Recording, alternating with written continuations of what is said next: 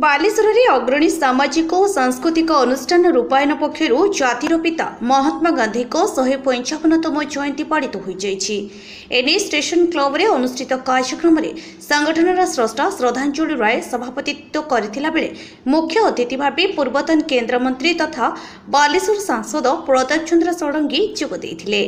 गांधी का आदर्श तथा अहिंसा और मानववादर दर्शन तमाम विश्व को नुआ आलोक आलोकित करथिला। से जड़े व्यक्ति नुहंती बरम जड़े जुग पुरुष तांकर अहिंसार महासंग्राम पराधीन भारतवर्ष को मुक्त करथिला। तेणु गांधी नीति और आदर्श रे अनुप्राणित हेबाकू श्री षडंगी मत व्यक्त करथिले। अन्यमानक मध्यरे स्तंभकार तथा प्राबंधिक राधारंजन पट्टनायक, कवि प्रशांत दास, अभय दास, कालीपद पंडा प्रमुख उपस्थित थिले। एही अवसर में विभिन्न विद्यालय छात्र छात्री द्वारा आयोजित होइथिबा नृत्य, संगीत और तर्क प्रतियोगिता रे कृतित्व हासिल करिथिबा छात्र छात्री मानकू पुरस्कृत करा जायथिला।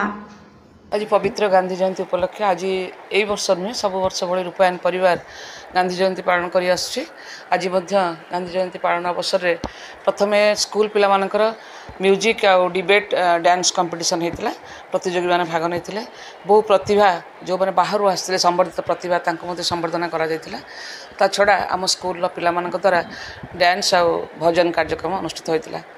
आम यही बार्ता देवु आज गांधी जयंती दिवस केवल गोटे दिन पालन करतुनि माने गांधी जो नीति आदर्श जो अहिंसा तांकर जो आंदोलन ये आंदोलन को समस्ते युवपीढ़ी आगामी युवपीढ़ी तार पाथेय हो गोटे दिन से स्वाधीनता आनी नथिले बहु वर्ष धरिक बहुत कारावरण करी बहुत कष्ट से देश को स्वाधीन आनी जो स्वाधीन आनी शांति मैत्री अहिंसा बल आनी अस्त्र शस्त्र दरकार हो नाला से भाव में भाईचारा भितर समस्त एकत्र सूत्र बांधी हूँ देशपाई जातिपाई किसी करतु ये कामना करुच्ची।